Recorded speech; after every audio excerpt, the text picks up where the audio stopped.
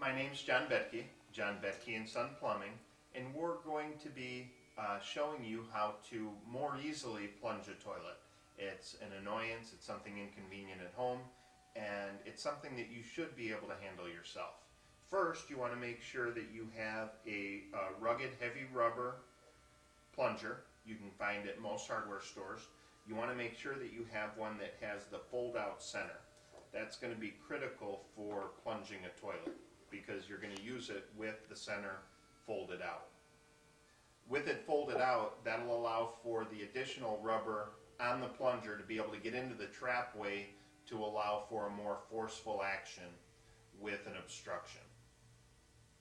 Whenever you're going to be plunging a toilet, you want to be sure that you remove the toilet tank lid.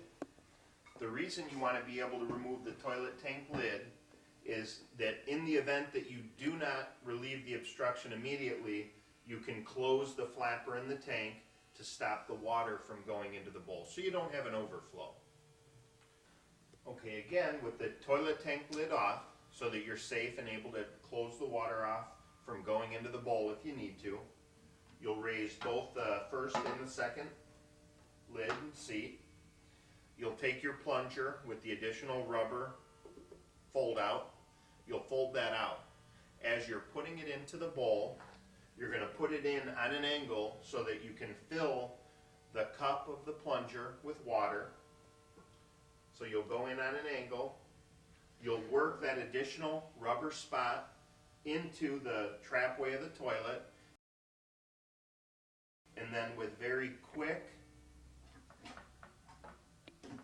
forceful movements, you'll force the water that's in the plunger into the trapway. That'll force the obstruction through the trapway and down the drain.